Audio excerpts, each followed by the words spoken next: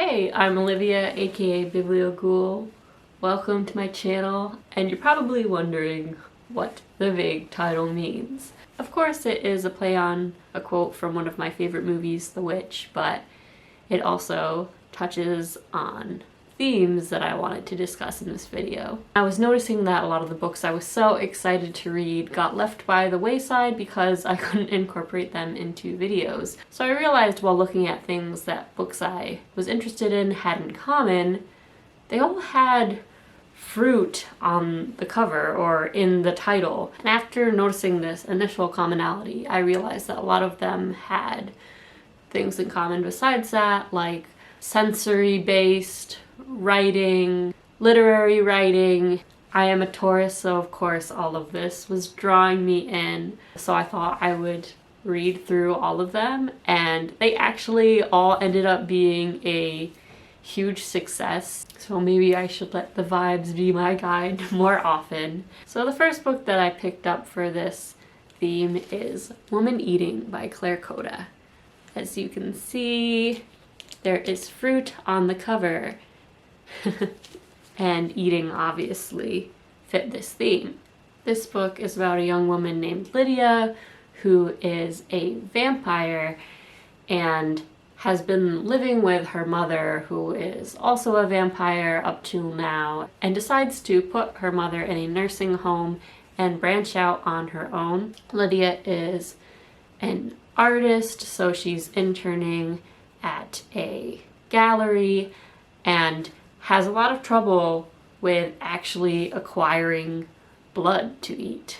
So it is about this basic need for survival as a vampire, but also there are a lot of themes running through this related to food and sustenance, love versus bloodlust, and power and race. Often we see vampires rich and with ample access to resources, so I thought that it was interesting to have a vampire in a modern circumstance dealing with a lot of typical issues. One thing I really liked about this book was the way that Lydia reflected on food and obsessively watched videos of food on YouTube and wondered what it would be like to taste food, but also wondered what it would be like to feel a sense of belonging to her Japanese culture through food. I thought that was a new contribution towards thinking about what vampires give up.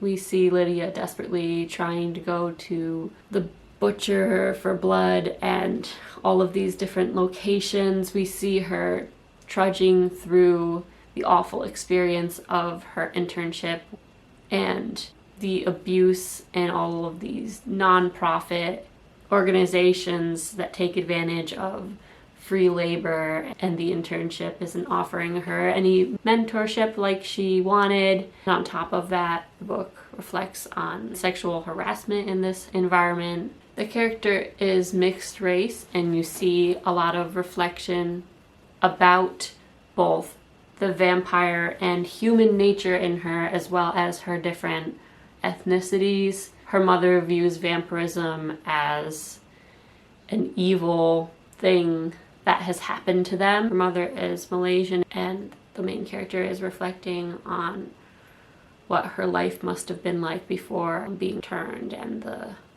power dynamics between the person that turned her mother and her mother, as well as her father was an artist, and the owner of the art gallery owns his work and his own daughter hasn't seen it. And so it's reflecting on all of these power dynamics. So I especially appreciated that commentary, as well as seeing the characters' inner struggle. I enjoyed Lydia's art making as well. When a puppet that I think was a famous vampire or witch, I can't recall, named Baba something, inspires her art and reflection on this question of good versus evil, human versus vampire. And in terms of deliciousness and beauty and good writing. I would say that this book is sensual in the classic way that a vampire novel is sensual, in the lust for blood, and there is a love interest in the story, and she doesn't know whether she is interested in him or just his blood. And of course, all of the reflections on food and wanting to be a part of something, I think, fit this as well. I read a lot of vampire novels, but I thought that this book really had some unique things to offer, so I appreciated it for that.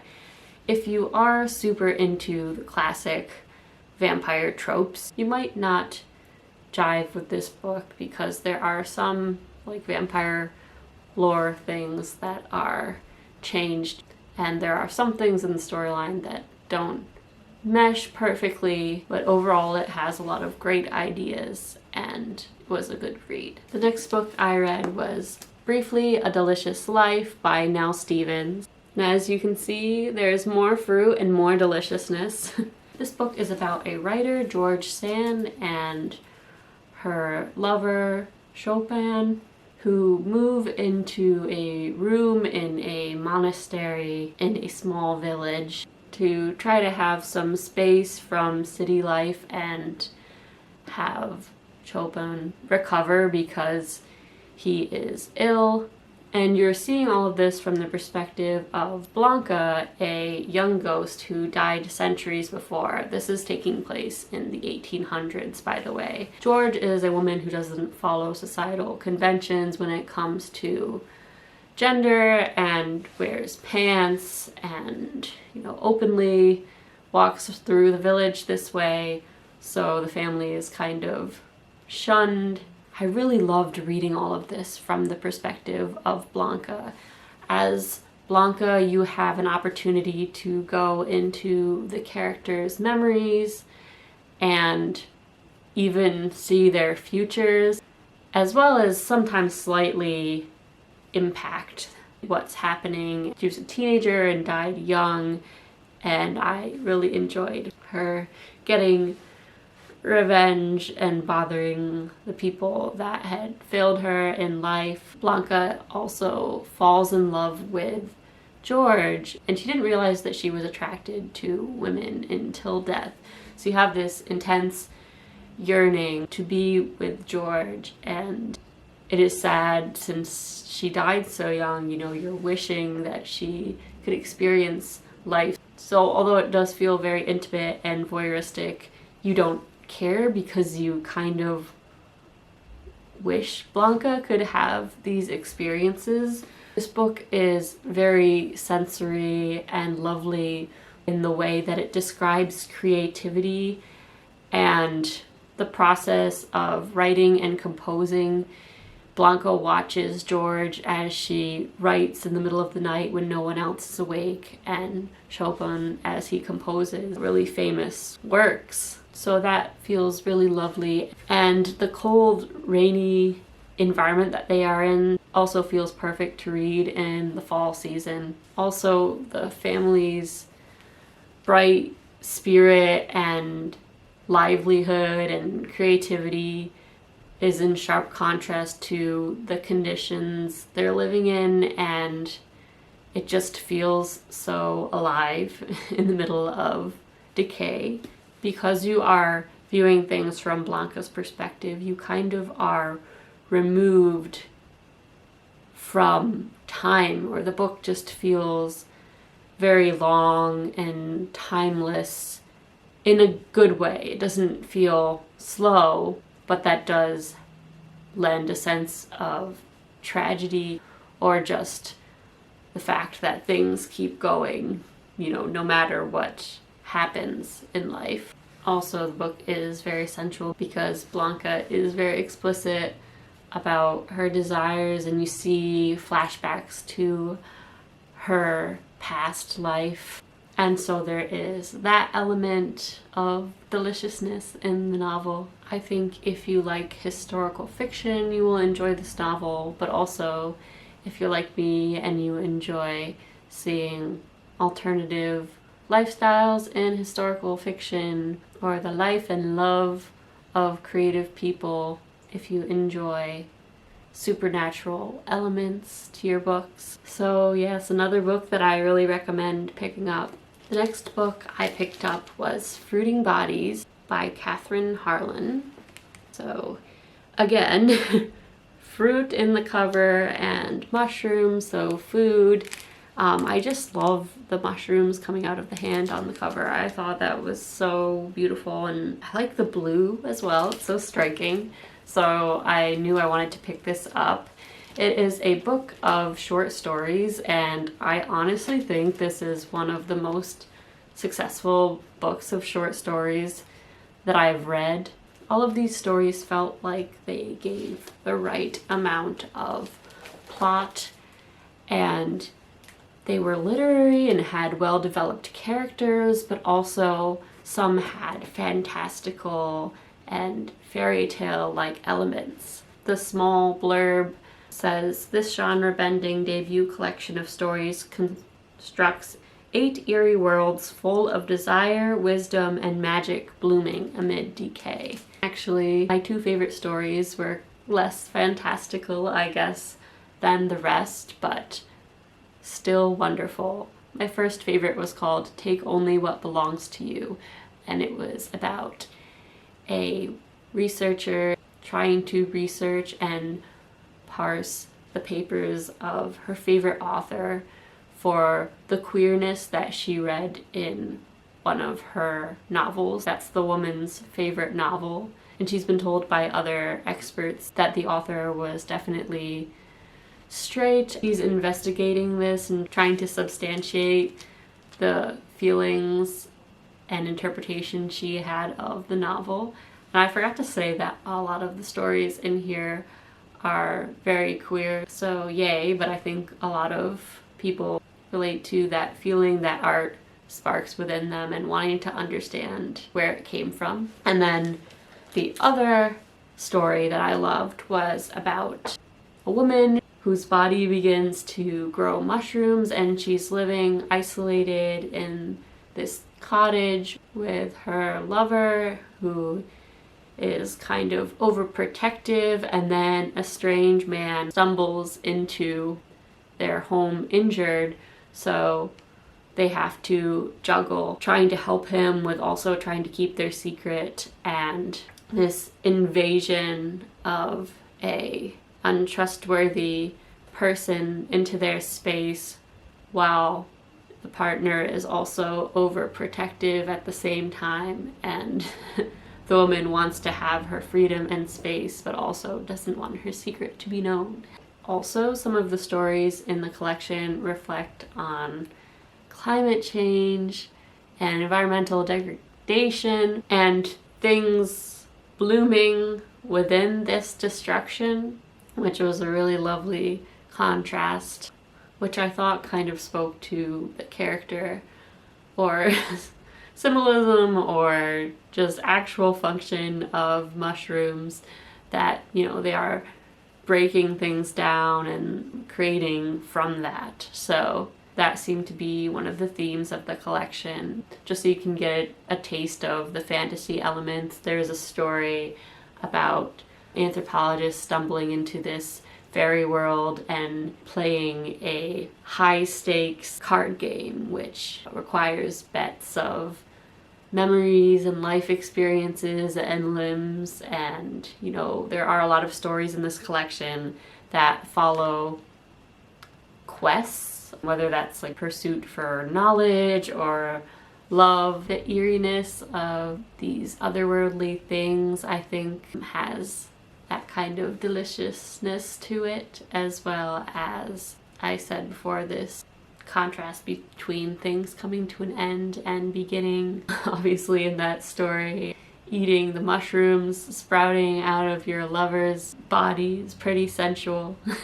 I really loved this book, and this was the first novel by this author, so I cannot wait to read more from Katherine Harlan. So the last book that I want to talk about is Milk Teeth by Jessica Andrews. I am so glad that I picked this book up. It definitely hit closer to me than a lot of the books that I read, and for me this is like the equivalent of my Sally Rooney or Otessa Moshfegh. To give you an idea, the back says, a girl grows up in the northeast of England amid scarcity, precarity, and a toxic culture of bodily shame, certain that she must make herself ever smaller to be loved. And then at the end of this it says, how do we learn to take up space? Why might we deny ourselves good things? Milk Teeth is a story of desire and the body, shame and joy. In vivid and lyrical prose and with deep compassion, Jessica Andrews examines what it means to allow ourselves to live. So the novel has a bunch of really short chapters and bounces back between different points in the character's life and the present moment. And at first, this was a little hard to follow in the beginning, but actually the effect of it is like weaving different threads into a tapestry and just builds this stronger and more complete sense of the character, and I really enjoyed that. We see the character's struggles with her body and, you know, things like diet culture and wanting to be thin, and the fact that she does have like a full figure. You see these moments of sexual harassment that she encounters and the way she felt that she needed to make herself feel smaller amidst all of that. This wasn't the part that I identified with so much, and it's a lot deeper than just all of the ways that this mindset in society affected her life. When talking about one of her past relationships, she says, I felt messy and ungainly, as though my dreams were tacky and heavy with angels, too much decoration, too many leaves and flowers. I listened to him talk about the smooth clay sculptures, and I understood that I needed to refine my taste, cut out the chaos, whittle myself down to the clean edge of a bone. And you see her chase pleasure and sensation throughout her life. And so there are all these great descriptions of going out with friends, and as she meets her new love, you read all of these beautiful descriptions of them swimming in the sunset, eating all of this luscious food that they cook together. So if you came to this video looking for books that talk about food in a great way, this one is definitely the book to pick up out of all the ones that I've talked about so far. It is also interesting how that ties into her past of trying to feel small and kind of eating disorder in a sense. So if you have ever struggled with that, keep that in mind, like reading this book, that there's a lot about that. So yes, you see her attempting to get away from this smallness in these ways, but then even when she does a lot of those things, how she feels constricted. And, you know, through starting this relationship, the man, who you never get a name for, moves to Spain and she's in England, and you see her grapple with this idea of wanting to choose her life after having struggled with taking up space for so long, and this tension in wanting to be with this person, but also still fighting through all of these things and wanting agency. There are so many descriptions of how the narrator struggles to show up in a relationship and socially, and how she thinks she is perceived, that I related to a lot. And I liked the journey of food and the journey through this relationship of trying to understand how the narrator could feel control and freedom. And if you like answers and you like plot, you might not love this book. It is a lot of, you know, deep character reflection, and I kind of like that there isn't a hard answer at the end of the book.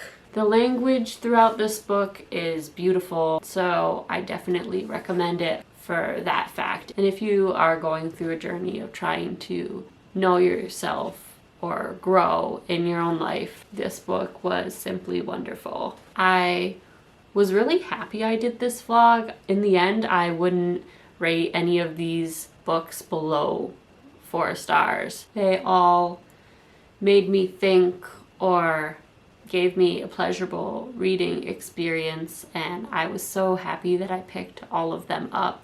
I would love to hear if you have any other books like this that are beautifully written and make you feel things and capture all of your senses and make you feel like living deliciously. I had a lot of fun reading these books, and if you enjoyed this video, you should like and subscribe, and thanks so much for watching.